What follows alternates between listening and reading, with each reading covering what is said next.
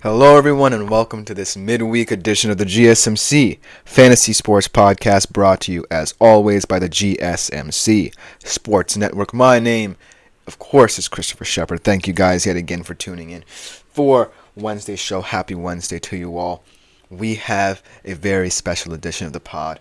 We are going to be talking about win projection totals. You guys love these segments, and this particular show should be no different. We're going to be looking at some SEC newcomers and some ACC stalwarts, kind of looking at how these two conferences are drastically different. Whereas we're going to be talking about some SEC newcomers, they're adding new blood. The ACC, on the other hand, just has two, maybe three this year big teams that really are the focal points of the entirety of the ACC. And I'm going to also talk about whether or not that's a good or bad thing for the actual conference itself. Before we get into any of that fun stuff, I do want to remind you guys that if you do feel so inclined, please like, follow, and subscribe to the show on the network. It is greatly appreciated by all involved. There are so many fantastic shows that go on here, and you should make yourselves available to all of them immediately. Everyone does a fantastic job. If you do feel so inclined as well, we also take any tips or donations. So if you do feel so inclined in this department, please leave them at the link at gsmc.cloud. It is a huge support to both me and my fellow podcasters and the network. All this information will change, as you might know, that I am becoming a live show. So you can make yourselves available also to YouTube's use of Super Chat, Super Thanks, and Super Stickers. I'll explain them a bit more when we are live. But for now, gsmc.cloud is the way to go. And so, without further ado, let's jump right into today's show. Let's start off in the SEC. Like I said, two newcomers to the SEC, and let's start off with the one that's relatively weaker than the other, but still going to add a lot of verve and excitement to what the SEC is. And that team is, of course, the Oklahoma Sooners, my bitter rival. We do have to talk about them. Now, Oklahoma, like I said, isn't at the height of a Texas. We're going to talk about later when you think about teams coming in to the SEC and are expected to come into the SEC. Because after so many years of dominance at the key position with Lincoln Riley being the head coach, there seems to be a mindset shift. Brent Venables is the new coach now, and he's more of a defensive mind, and so that's where he places most of his focus. And as you can see on your screen, there are some new faces to this offense and just some really well-rounded receivers that I do like. But at the end of the day, the bottom line is there's a difference between Oklahoma and Texas. Oklahoma feels more like a Big 12 team at this moment in time, in that they're a well-rounded, solid team, but they're just competing to compete, whereas Texas seems like it's competing to win. But that being said, I'm still kind of looking forward to this new look Oklahoma, because if they are solid at best, then this Oklahoma team could shock many people. Because right now they're sitting at 7.6 projected wins, and I'm going to take the under on them. And here's why. In recent years, the thing that really carried Oklahoma, no matter who was playing at what skill position, the quarterback position was always settled, whether it be Baker Mayfield, Kyler Murray, and everyone knew their agenda. And everyone knew that Lincoln Riley was going to get the best out of them because, well, everyone calls him the quarterback whisperer. We've seen it now when he's gone to USC with Caleb Williams. We're going to have to see what he does with Miller Moss. But ever since Brent Venables came in, even though he had a guy like Dylan Gabriel, who's an outstanding quarterback in his own right in his entire college football career, the reason why I don't necessarily believe Oklahoma to be the QBU, if you so call it, anymore, is because this team doesn't seem predicated on building an offensive identity that allows the quarterback that much freedom anymore.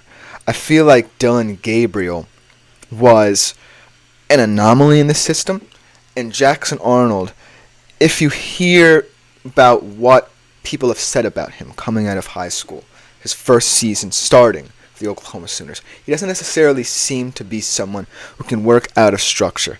That is, he seems to be someone rooted in pocket passing, rooted in timing, and so I'm not sure how he's going to fit with this Oklahoma setup. he does have some experienced receivers, and let's talk about them because the receivers are going to be what could carry this team to more wins than expected. Nick Anderson is a solid receiver, 10 touchdowns last year, 21 yards per reception as well. Very solid receiver, perhaps going to be their number one vertical threat, although he's a fantastic route runner in his own right. You have Jaleel Farouk, another explosive receiver, also very savvy route runner as well. But what I'm really focusing on right now is the offensive line on that side of the ball. The offensive line looks very stout, albeit very new. And working with Jackson Arnold is going to be kind of difficult as he is in his first season, like I said. And now that I think about it, this O-line certainly feels like where Brent Venables is placing a lot of value in his offense. Because the offensive line is like the defensive line for the offense. And they'll be tasked with making sure that Jackson Arnold is comfortable. They added Branson Hickman of SMU through the transfer portal. He had a very high PFF grade last year, 79.7. And I'm really excited to see how all of this gels together. Because the wide receivers, like I said, they're very well-rounded, solid players. But are they players who start for many SEC programs? And that's the difference. Meanwhile, if you look at the defense, they have top 10, top 5 units. Everyone in the field. They have a top 10 secondary. And Danny Stutzman leads a linebacking unit and is the focal point of this defense. AP All-American last year. And he is going to be the heartbeat of what makes Brent Venables' defense tick. He is a Brent Venables player through and through. And he's going to represent this Oklahoma team through defense. Now look at their schedule. Let's talk about that a little bit. Obviously, you have games that you expect Oklahoma to want to win. But there are a lot of games as well where Oklahoma might just be hoping to compete. And that won't necessarily be something that Oklahoma will want to pride itself on. Now, thinking about how the SEC is looking this year, where I can see about 4 to 5 teams potentially making the playoff. Oklahoma is in that group of teams in the SEC. Maybe not as low level as a Florida, perhaps. But Oklahoma is in that level of teams where this transitional period for them, it could hinder the overall outcome of what they do in this league, in this conference.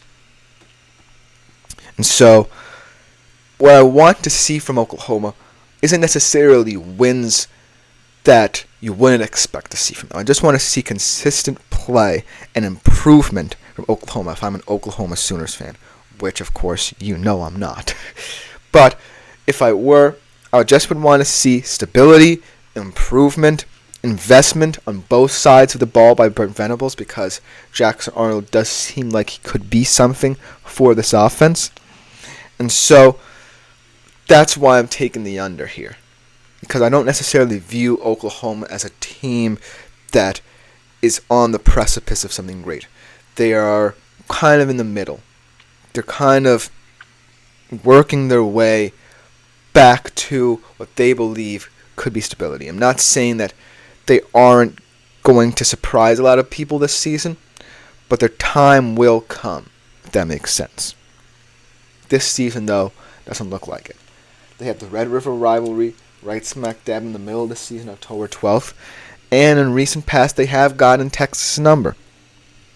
And the reason why is because that seems to be where a lot of their attention is focused on. Maybe Texas didn't necessarily care about the Red River rivalry as much, but look for them this year to care very deeply about this rivalry, especially because they feel that they deserve to win the SEC or at least compete in the SEC championship game. So that game could have a very different profile if Jackson Arnold doesn't, get his stuff together. Then, listen to this slate. They're at LSU and they're at Mizzou, November 9th. Those are games at the latter half of the season where you expect Oklahoma to put up points, right? Because LSU also has a couple questions. They have a fantastic receiving core, but can their guy Garrett Nussmeier, the new quarterback coming in with a fantastic bowl game last year really be the QB for them? If so, then LSU could easily win this game. At Death Valley is a very hard place to play, especially if you're a new SEC team, especially if you're a first-year starter like Jackson Arnold is. And then you're at Missouri, another tough place to play. A very well-rounded team that a lot of people have undervalued in recent past, but this could be their year where they break through and say, hey, we're a force to be reckoned with. So those are two games that Oklahoma should be penciling on their schedule as games where they feel they can compete, but I don't think they win those games. And to top it all off, even though it's at home, they have to play Alabama as well, the second to last week of the season. So, all in all here, this seems like a schedule where Oklahoma could have the opportunity to win some games that they don't necessarily feel like people think they can win, or it can all come crumbling down. I'm looking at the LSU and Missouri games to really track their progress, because they're kind of at the latter half of the season, but they're still kind of in the midst of when these teams are truly going to be competing for wins and when they're going to be competing for positioning, most importantly, in the top 25, especially in those top 12 rankings. And so, if Oklahoma can take advantage of that, that's a surprise, because at this point in time, they're no longer the favorites. They're out of the Big 12 now. But they still have the opportunity to play spoiler here. And that's a special thing. Especially for teams that, feel like they should be competing, but still have weaknesses to them that aren't as well-rounded as we think. So overall, if I'm betting on Oklahoma, I'm still taking the under. I still haven't seen enough of Jackson Arnold to have faith in them, and I still think this is going to be a team predicated heavily on its defense. However, all of these SEC teams are really going to be jostling for position, and they might get overconfident that they feel like they're in a position of strength, and Oklahoma can pounce. And I think that towards the latter half of the season, Oklahoma will really come into its own, and hopefully Jackson Arnold will too, and he could be the next face of the Oklahoma Sooners. That's just about to do it for this segment. Coming up next, we look at their rival, the other SEC newcomer in Texas, my guys. We'll be right back after this short break.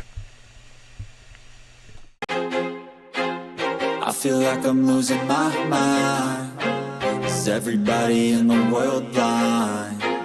Please, Lord, give me a sign, a sign. I feel like I'm losing my mind. Is everybody in the world blind? Please, Lord, give me a sign, a sign. I wanna be the greatest. Everybody on the fake shit. I look around and feel like everybody is the fakest. I make this every day and I'm impatient, hoping one day I blow up from the basement. Statement, the top is so vacant. I don't hear shit that I think is amazing. Waiting for my day when I'm playing sold out shows for 1,000 faces. Hey, give me that crown, get in my way and to be put down. It ain't your place, all this my town. If I want that shit, then I'll get it right now. I'm losing it, the noose it fits. I'm losing shit, a stupid myth. You choose to live or choose to dip. You choose to fight or lose your grip and lose a gift. I feel like I'm losing my mind. Is everybody in the world blind? Please, Lord, give me a sign, a sign. I feel like I'm losing my mind. Is everybody in the world? Hello, everyone, and welcome back to the GSMC Fantasy Sports Podcast, brought to you, as always, by the GSMC Sports Network. Before we get into our second segment, perhaps my favorite segment of the day, as I am a Texas fan, I do want to remind you guys yet again to like, follow, and subscribe to the show. And also, if you do feel so inclined, please consider leaving a tip or donation for now at the link GSMC.cloud. It's a huge support to both of me and my fellow podcasters, and ultimately the network as a whole. Things will change as we get live, but for now, GSMC.cloud is the way to go. Without further ado, let's jump right into one of my favorite segments of the day. We are going to be talking about another SEC newcomer, Oklahoma's rivals, my guys, the Texas Longhorns. Last year truly was a fantastic year for the Texas Longhorns and for the Texas Longhorns faithful. It really showed what Steve Sarkisian is building in terms of culture there, It really showed the maturity of Quinn Ewers to take the next step in his career and develop as a player. And most importantly, it set the foundation for new up-and-coming players within the Texas program to follow the lead of some of those elder statesmen in the squad. And I'm really excited and intrigued to see what this year looks like for Texas football as they enter a new horizon in the SEC. Now, I do want to kind of look at two different things here in terms of their win projections and totals. Projected wins, according to PFF, they're only sitting at 8.9, but in terms of FanDuel's, they're at 10.5, which sits right around where a lot of people will expect them to be. And in terms of over-under, I think I'm willing to take the over in terms of 8.9, but they're going to be sitting right around 10 wins, I believe, if that, at the end of the season. And the reason why people are higher on Texas than you might think, after all that turnover last year, losing Datavion Sanders, losing Xavier Worthy, losing A.D. Mitchell, losing almost every single one of their stalwart pass catchers from last season, adding Isaiah Bond, adding Matthew Golden and Silas Bolden, adding Amari Nyblack. All of these players really fit the mold of what Texas was last year because they all had similar traits to what each and every one of those former Texas players brought to the plate. You have Isaiah Bond, perhaps going to be the go-to target, but more of a vertical threat. You have Matthew Golden and Bolden, stalwart route runners, fantastic hands on each of them. Amari Nyblack always gets the job done. Could improve in terms of pass blocking, in my humble opinion, but it's going to be a solid Texas Longhorn. And so I look at this offense, and I think, well, there were certainly a lot of things that I definitely thought last year's iteration of the Texas Longhorns will do better than this year's. For example, I think they had a lot more verbiage last year, and this year, Steve Sarkisian is going to have to tinker a little bit, figure out who fits with what particular play setup, and who receives the ball at a certain time, who gets the lion's share of the targets, and things of that nature.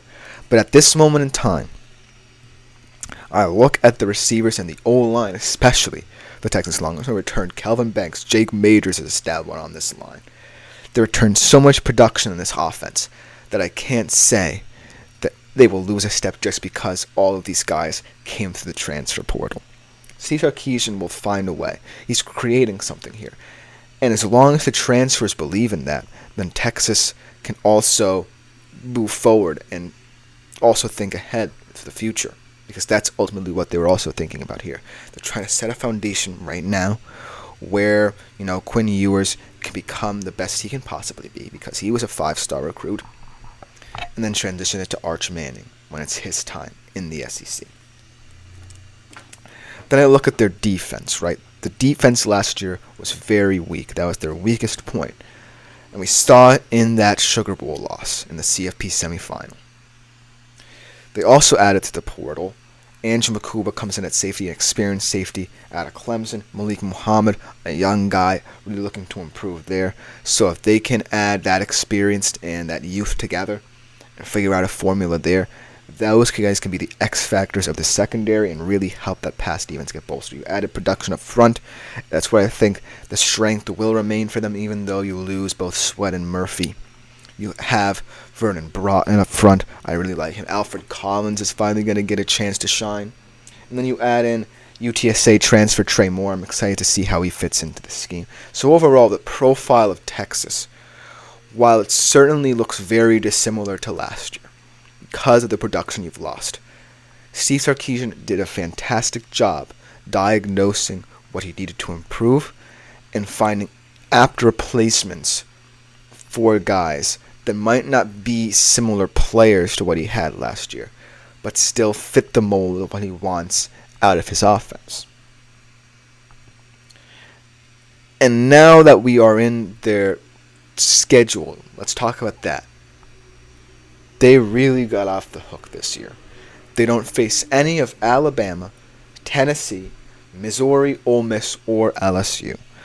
And those are all teams, maybe outside of Tennessee because I don't know if they're ready just yet, that are expected to be in the CFP conversation.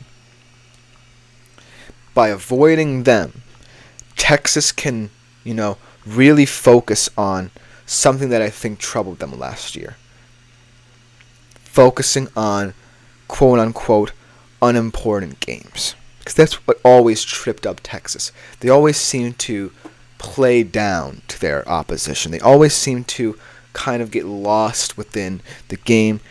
And we saw it last year when they almost blew the lead against Kansas State, almost blew the lead against TCU, where they just did not have their heads in it for the entirety of the game. This year, now that they avoid all these teams, I think they can really focus on the matchups that they want. And when they get to the big games, where in week 2 they immediately out of the gate have Michigan, a revamped Michigan at that, and then Georgia at home later in the year, they can really focus on those games. But like I said, they also have to focus on the tricky games, the ones that might sneak up on you. Kentucky, they're a weird team. They always have a potent defense. Mark Stoops is a fantastic coach over there. And there's going to be an improved Florida. I think that Billy Napier is going to start building up. I really like Graham Mertz in that situation, so let's see what they do. But right now, the focus for Texas is making sure that everyone is aligned with the philosophy, not just, the guys that have been with this program for a while, have gotten to know Steve Sarkisian, but the transfers as well, because they're the important ones. They're at the X Factor positions right now. The Isaiah Bond can't be bad. Matthew Golden and Silas Bolden can't be bad. Makuba can't be bad. Trey Moore cannot be bad. Because if they're bad, that sullies and muddies the culture of what Steve Sarkisian is building here. And so a lot of pressure is on them, but if they rise to that occasion, then Texas shouldn't have to worry about being in close games with teams they should be blowing out, so to speak. And I look at the 2 games on their schedule that stand out. Michigan week 2, Georgia later in the year, at home. Those, if you really think about it, aren't necessarily the trickiest of games, but the reason why I can't see them going better than 10-2 is because both of those teams feel like they can exploit Texas in different ways. Michigan, let's look at them first. Whoever emerges QB, and I believe it will be Alex Orji at the position, is going to be in a system that has been hammered home at Michigan for as long as Jim Harbaugh is there, and Sharon Moore understands that. He understands that he can't necessarily drift away from the philosophy set forth by Jim Harbaugh. So they are going to be a very physical team. And while you might believe that that suits Texas, that teams that are predicated on smash-mouth football, we're going to have to go up against that front, because last year they were one of the best run defenses in the entirety of college football. I don't necessarily think that this year's iteration is yet comfortable enough to understand the team that's been doing this for quite some time. This is, like a Kansas State where they try to mix it up depending on the week. No. This is Michigan Wolverines, a team that went undefeated last year playing the style of football. And no matter who's at quarterback, I think that the Michigan Wolverines will always live and die by the sword that is passed to them by Jim Harbaugh. And then when you look at Georgia, this is the game where Texas could face a lot of troubles in their pass defense if Makuba does not live up to expectations, if Muhammad does not live up to expectations in that secondary. Because Georgia is a very timing-based team. Carson Beck, if he has the time, can carve you apart at every level of the field. That's how confident Georgia is in his abilities, and that's how confident they are in being able to parse through whatever defensive game plan you have set up. So those 2 games are the reason why I'm going to have to take the under here in terms of the FanDuel projections, in terms of 10.5 wins. Because as much as I would love to say that Texas can compete in those games, I'm not saying that they won't. They definitely can. those are two teams that can really get on Texas' nerves a little bit here. These are two teams that worry them in different ways. Because Texas is all about their own tempo, their own flow, their own ways of playing the game, setting the bar for themselves. If that bar isn't set, let's say if Michigan has very long possessions, let's say if Georgia also has long possessions, methodically moving down the football field, that kind of messes with them. That kind of messes with you. It sticks with you. So the thing with Texas is, focus on winning the games that you should win, especially those against teams that could sneak up on you. But also, try to understand the intricacies of teams that have been developing their systems for many years to come. Because that's what the SEC is. These are well-oiled machines. Some teams have had a lot of turnover. Alabama might have a lot of turnover. LSU is breaking in a new QB. Missouri hasn't yet hit the horizon where they truly are going to be a contender. They're right now just in the precipice. Ole Miss as well, a little bit. So Texas needs to understand that this ride in the SEC is going to be a weird one, because they're not always going to have their way, and they're not always going to be a team that is predicated on tempo. They're going to have to find ways to really amplify their offense to make it more dynamic than just tempo. And that's all down to the philosophy set forth by Steve Sarkisian. If he can get that right, then Texas will be a real threat every year that they're in the SEC. But if not, then who knows what teams will take advantage of that. But that will just about do it for the Texas Longhorns win projections. Coming next, we transition to the ACC, and a team very much in flux after a season where their hopes were dashed in very heartbreaking fashion. We'll be right back to talk about them after the break. Looking for your daily fix of sports talk without having to pay for it? GSMC Sports Network is available on YouTube. Just search GSMC Sports Network. Get your fix of daily sports talk shows on YouTube, absolutely free. NFL, college football, NBA, MLB, MMA, UFC, fantasy football, and so much more. GSMC Sports Network has shows running all day long, with new sports shows starting every 2 hours. Just like on your favorite cable sports channel, except GSMC Sports Network is absolute.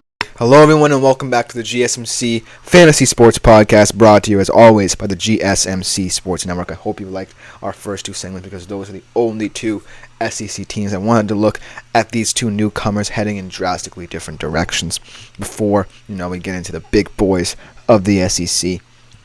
But now we transition to the ACC, and a team, like I said, and talked about yesterday when I did the college football player profile of DJ Younglele, their new QB, is in flux.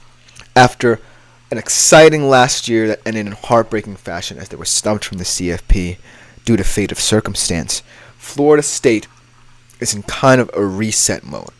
And an ACC that, like I mentioned yesterday as well, it's also in flux. Can Florida State take advantage of that?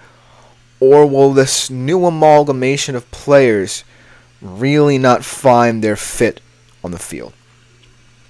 I think that the over-under for them might be a little bit skeptical to some, because after a 13-0 season where Jordan Travis really rejuvenated this program,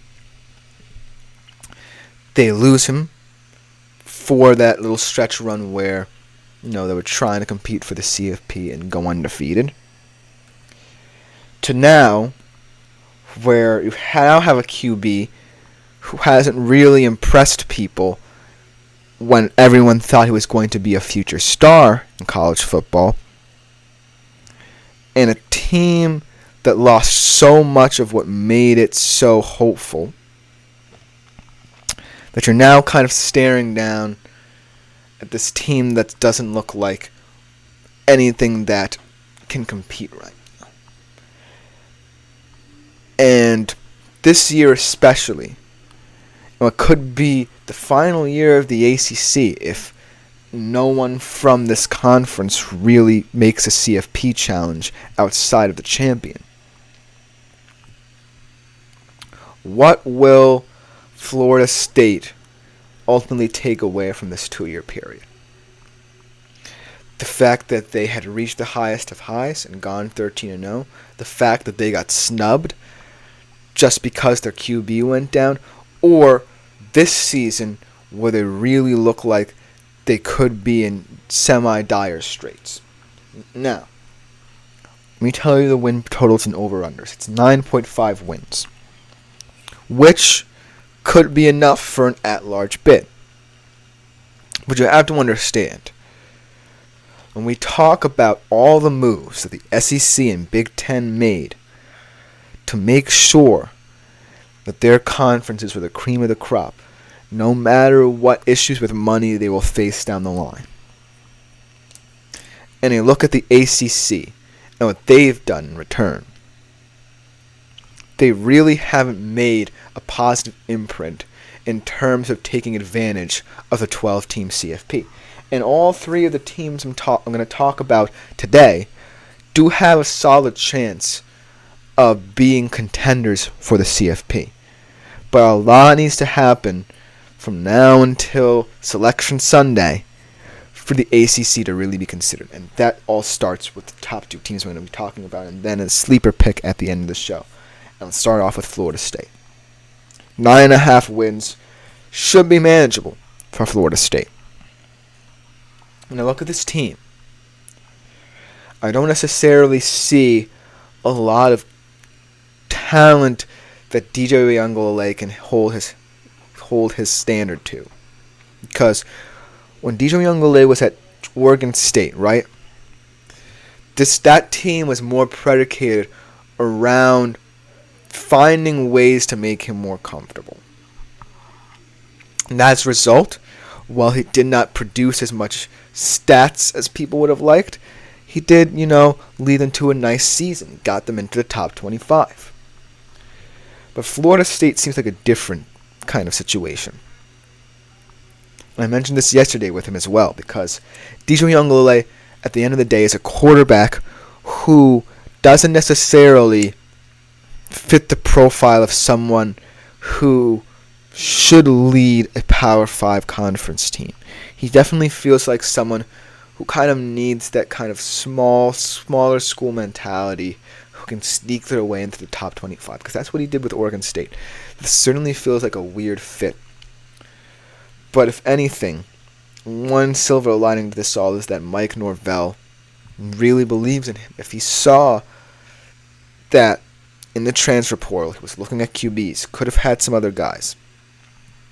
If he really believed in DJ Uiagalelei enough that he chose him as the quarterback to kind of make people forget about Jordan Travis, then that shows the level of confidence Mike Norvell has in his program and most importantly himself. Because that's what I think that the ACC is going to come down to this year, coaching. A lot of people don't necessarily want coaching to come into their mindset of how they view certain teams and how they're going to bet on them. But coaching in the SEC is no different. All three of these coaches have cultural understandings of their teams. And they also understand what it takes to lead a team where you're either in transition or you're at the top. And I think about Mike Norvell and what he did last year to kind of bolster his team through the thick and the thin.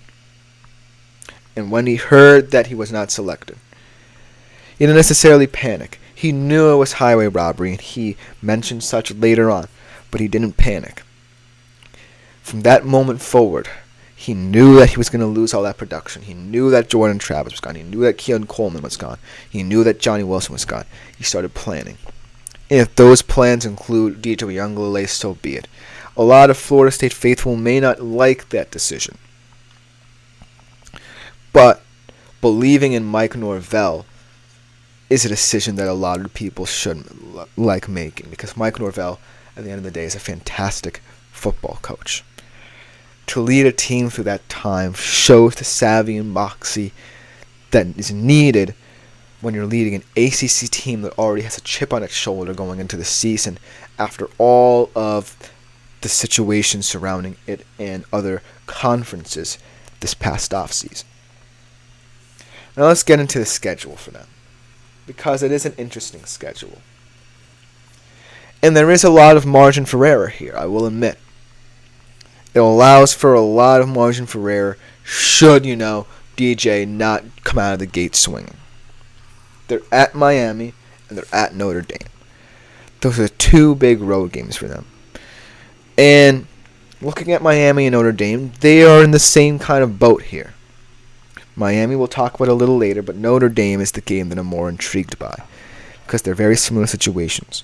Florida State could have gone out and gotten Riley Leonard if you really think about it. But no, he ended up at Notre Dame, and injury history be damned, he still is one of the best college football QBs you could have had in the transfer portal last year. And so I'd love to see if DJ Uiagalelei doesn't play well in that game, what Florida State fans will really hold their hand on here. Because if they look at if Riley Leonard also plays well in this game, then that's huge trouble for Florida State. Because that's the game where I think a lot of people might lose faith if DJ doesn't play very well, because they need to win games like this on the road at teams they feel like they should win against in order to do that. And then Miami, another similar thing. I don't necessarily think that Cam Ward is one of those guys who would have liked to play for Florida State. He wants to go to maybe a school where he gets a lot of national attention because he's leveraging himself to be a top pick in the 25 NFL draft. But, it could be an interesting game. But those two games are the games where Florida State's season hinges on belief. Because if they win those games, then I feel like you're building something that a lot of people can believe in and you can get fans behind. If you don't, that I don't think you really can. You get Clemson at home. That could be the game that truly decides who's going to represent the ACC in the championship game, and furthermore, as the automatic bid in the CFP. So that game also very important. And I think that as of this moment, Florida State can really say that they're a little bit ahead of the game in terms of Clemson here, because Clemson has a lot of questions too. We're going to talk about their whole coaching situation when I talk about them in the next segment. But when I look at Clemson and I look at Florida State, I feel it's Florida State at least, had a contingency plan after their star quarterback left. They at least have confidence in DJ. Right now, I don't see any confidence coming out of Clemson. I feel that Dabo Swinney might be losing his head a little bit there, keeping Cade Klubnik there for as long as he has. And I think that if you don't see improvement there, that could be an easy win for Florida State, and that could be a confidence booster. It's all about making sure that Florida State has the confidence, and that falls on Mike Norvell's shoulders. Because Mike Norvell created a belief last year that really carried Florida State through thick and thin. And remember, Florida State had some close calls last year against teams they shouldn't be losing against. They really did. And because of Mike Norvell, they really stayed the course. They didn't lose faith whenever things got a little bit bumpy along the road. And this year, I feel like there's more opportunity for that to happen, because Mike Norvell said, okay, guys, we lost some of our best players on the offensive side of the football. We lost our best defensive player, for that matter. But I'm bringing in guys who I feel we should believe in, because we don't want to let our faithful down and be guys that shy away from the pressure. We want to embrace it. And if they lose a couple games, so be it. They certainly feel like they could lose to Miami and Notre Dame this season. And that's why I'm skeptical about this over-under here. And I don't really know how to handle it, because 9.5 wins certainly feels like a very interesting benchmark for a Florida State team like this. And so the main goal for this season shouldn't be about the wins or losses. It should be about maintaining and carrying over that faith in the team, because at the end of the day, coaching was what got them to that point. They are fantastic players in their own right, but coaching at the end of the day is going to decide the ACC championship and also the future of the ACC as well.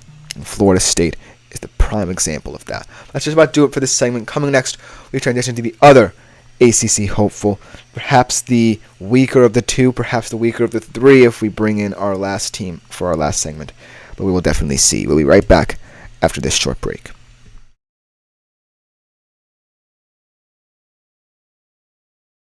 For the best and latest podcasts available anywhere, go to the podcast app on your cell phone and type in GSMC to access free content-rich podcasts on health and wellness, book reviews, sports, entertainment, relationships, social media, movies, technology, finance, and even weird news. Subscribe and download the GSMC Podcast Network's family of shows, available every. Hello everyone and welcome back to the GSMC Fantasy Sports Podcast, brought to you as always by the GSMC Sports Network. We are in the home stretch of today's show and we are transitioning. We're going to stay in the ACC by transitioning to another ACC hopeful.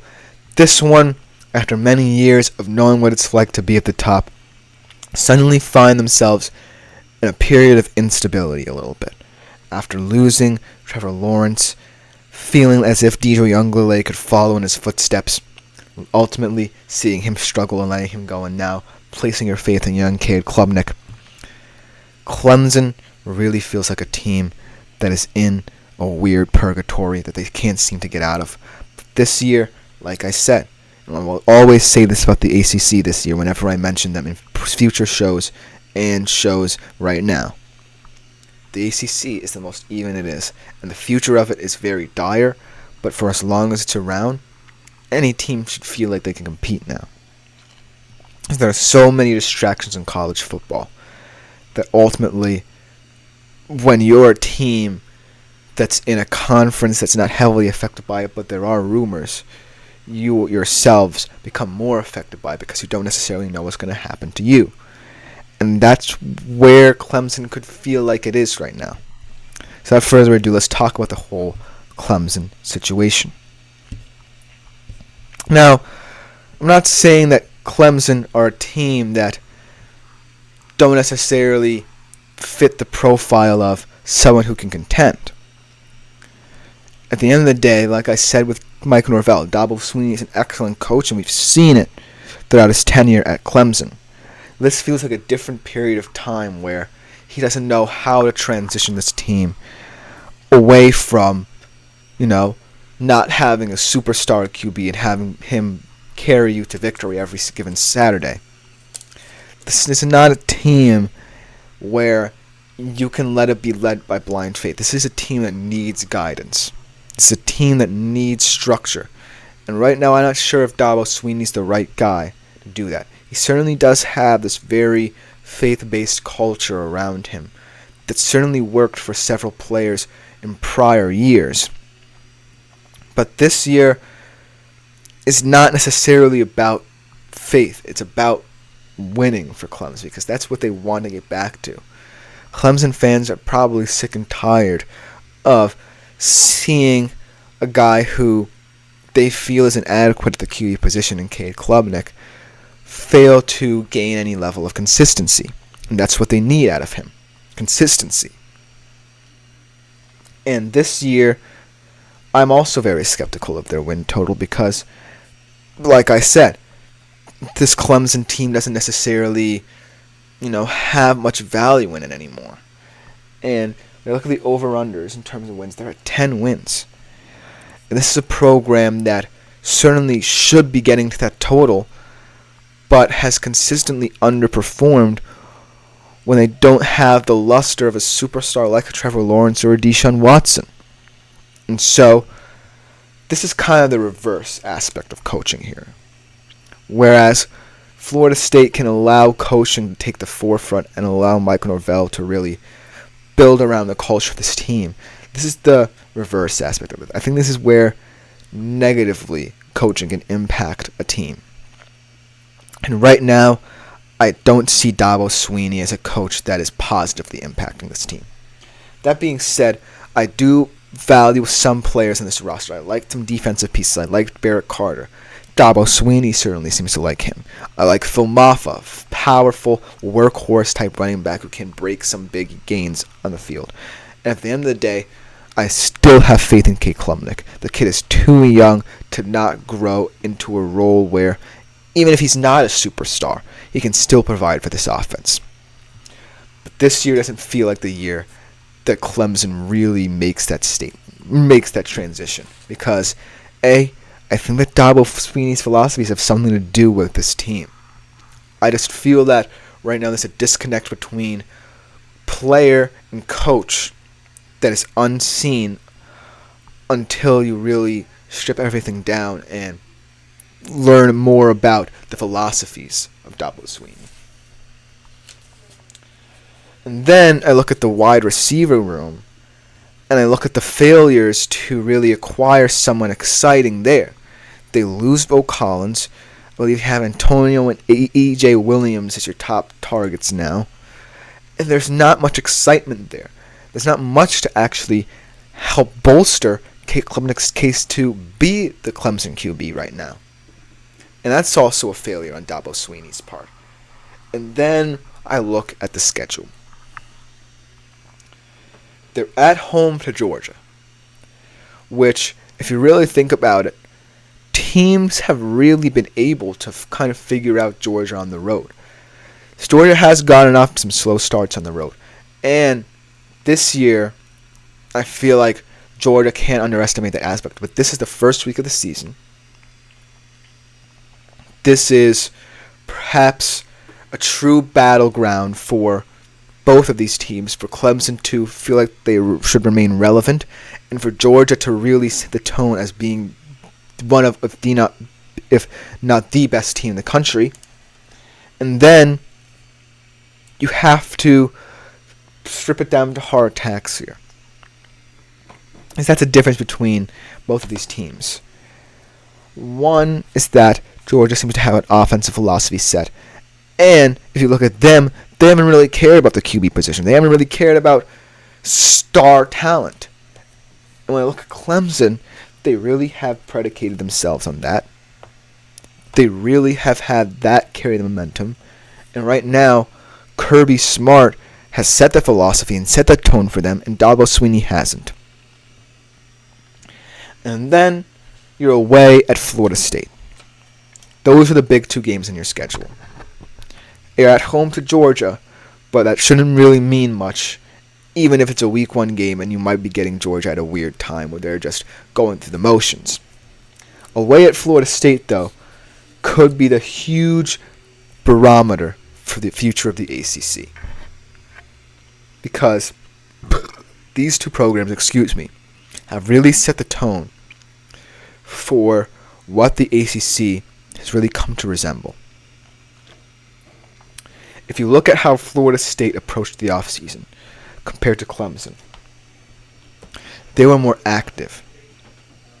And even though in terms of conference realignment, Florida State and Clemson are a little behind the 8 ball here, Florida State is acknowledging the fact that they can improve certain areas of their roster to make themselves appealing to other conferences.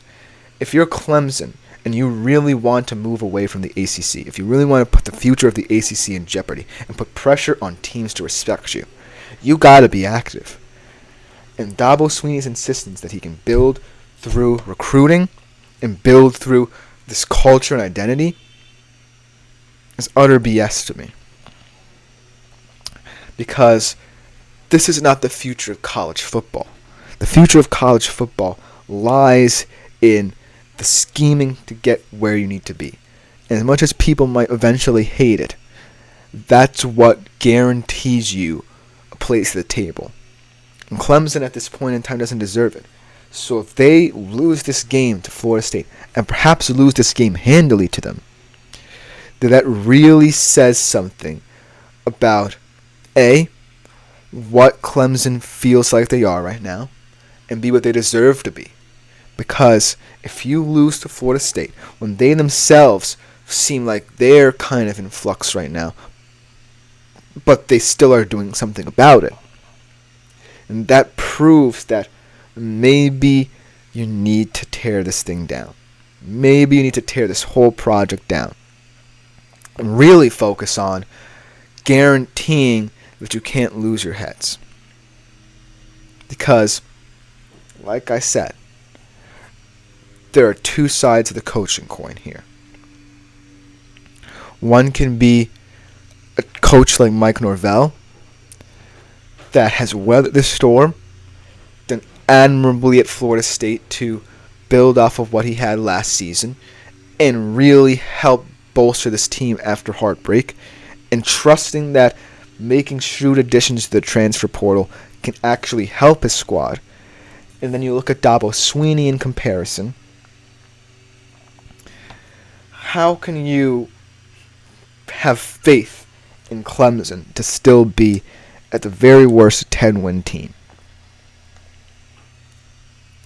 Yes, their schedule is manageable. I will say that. You don't necessarily have to play tricky teams. But if you want to gain respect, you want to win those two games. You want to at least win 10 games this year. But I can't see it at this certain juncture in time. The goal for Clemson shouldn't, much like Florida State, shouldn't be about wins and losses. It's about figuring out what is going on with this program and how do you move forward and get past both Trevor Lawrence and Deshaun Watson and figure out how, without, the allure of a star QB already supplanted in your system, how to move on. Because if they don't, then they're going to be stuck in purgatory and no one will want them in their conference. But if they improve, then the future of the ACC may not be in as much jeopardy as people think. But it's all up to them, and ultimately it's up to the coaching philosophies of them. But coming up next, that will just about do it for this segment. Coming up next, we are going to be looking at a sleeper pick, my sleeper pick to win the ACC through all this turmoil. We'll be right back with the final segment of our midweek show after the break.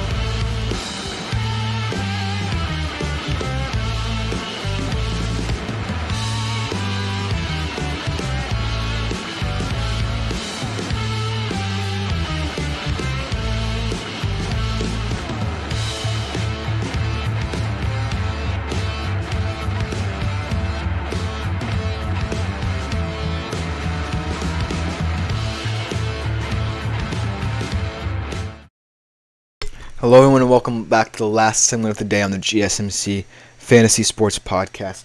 And this last segment is highly representative of this whole narrative I've been trying to create about the ACC, because it is a conference in flux. But this team might sneak up on a couple of people, and if this team does, then I actually think that this team might just save the ACC and bolster its reputation.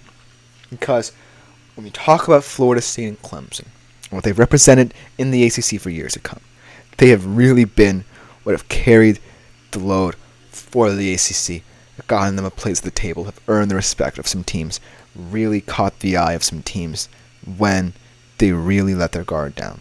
But this team has a chance to do some infighting, has a chance to throw their hat into the ring and get back to the national relevancy that they had many years ago. And I'm talking about the Miami Hurricane.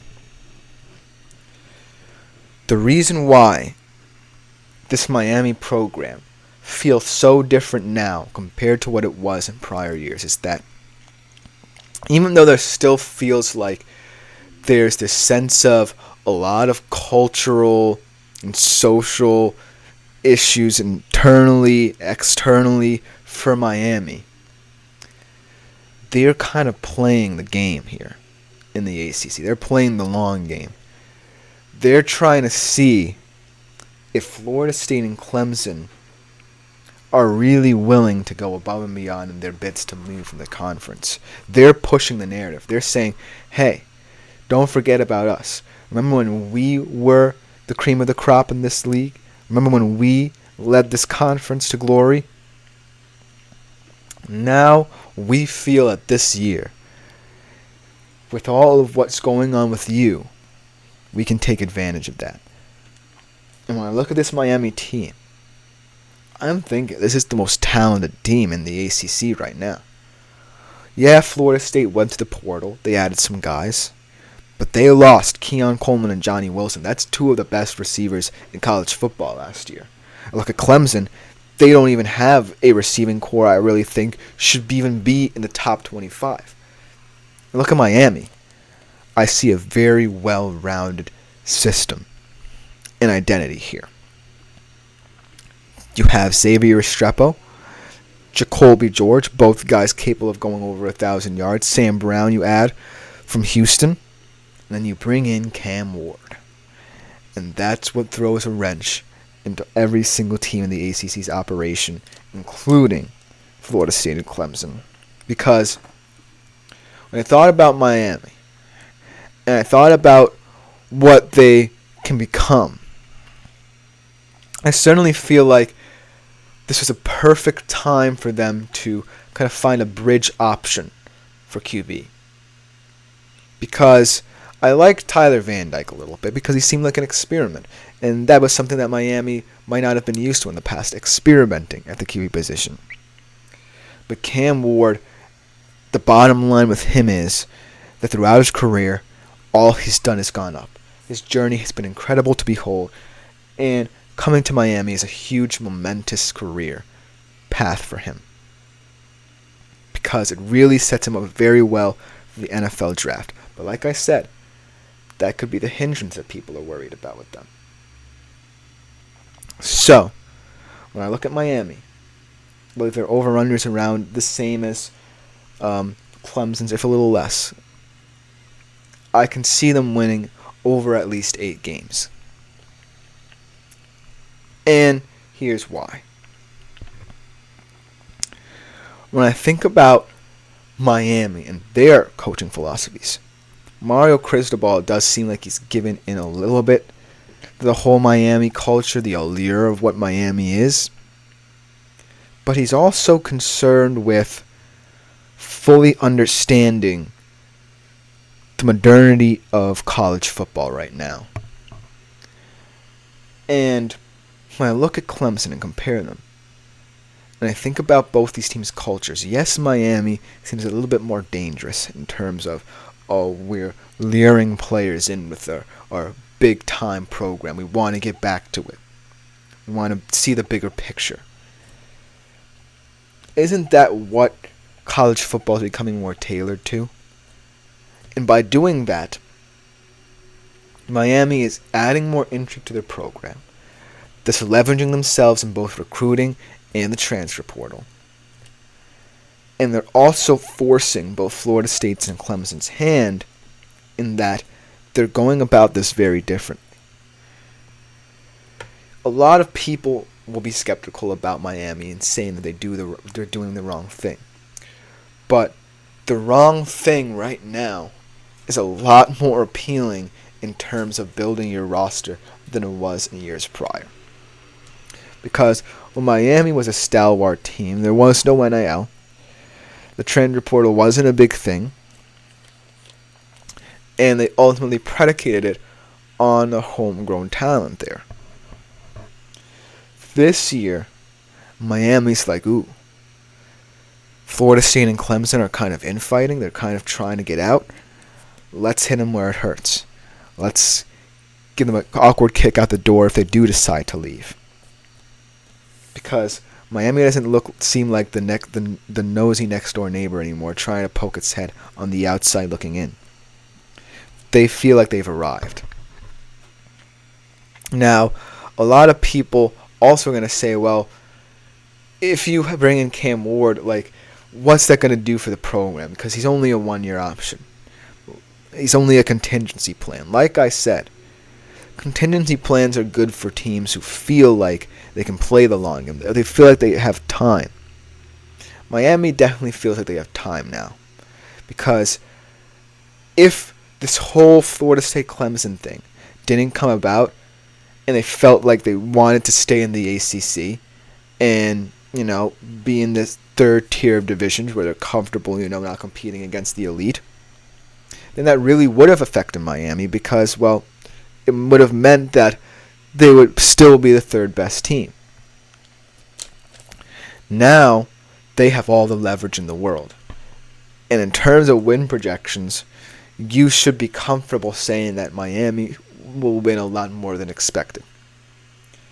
I look at the games.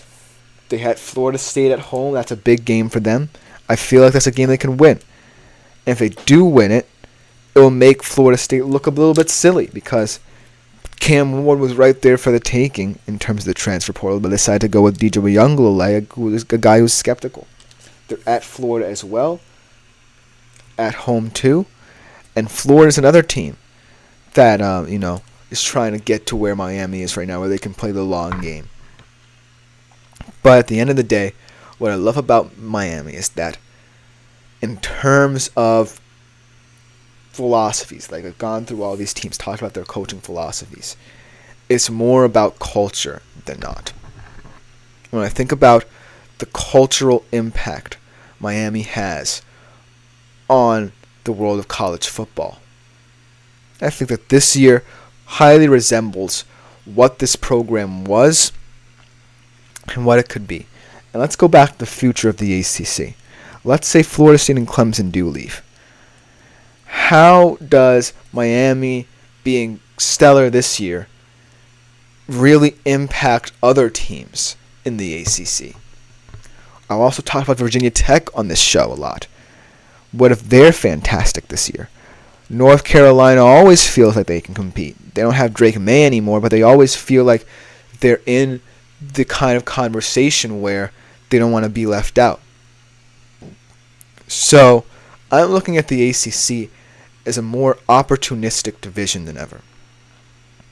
I'm looking at it as a conference where, yes, Florida State and Clemson really helped it. But these teams are starting to become more savvy in terms of ways to kind of break through the system. And at the end of the day, that's what college football is becoming. You're going to want to find ways to break the system. And Miami right now, by getting Cam Ward, perhaps the most appealing player in the transfer portal, for just 1 year, with a receiving core that they really like, they're really trying their very best to make sure that the future of the ACC doesn't get lost in the morass of conference realignment. Because, yeah, Miami is not necessarily going to be a team that would want to move, but they're also going to be a team that attracts. Whether it be players through the recruiting trail, whether it be players through the transfer portal, or most importantly, teams, high-profile teams at that, to play them. Miami is always going to be someone who wants to play at the table and who's going to earn it. And this year was just a big start. Talking about the culture, talking about all that. Yeah, you might be saying, well, where do the wins fall in this? The wins will come. It's just that Miami's just playing mind games with people. Let's put it that way. In terms of gaining leverage, in terms of who they play, and most importantly, how they play. That should just about do it for this show. Thank you guys for tuning in. I've been Christopher Shepard. This has been the GSMC Fantasy Sports Podcast, brought to you as always by the GSMC Sports Network. Please consider liking, following, and subscribing to the show. Leave a tip and donation for now at the link gsmc.cloud. That thing will change in the future. But thank you guys yet again. We will be back better than ever tomorrow for another edition of the show. Thank you.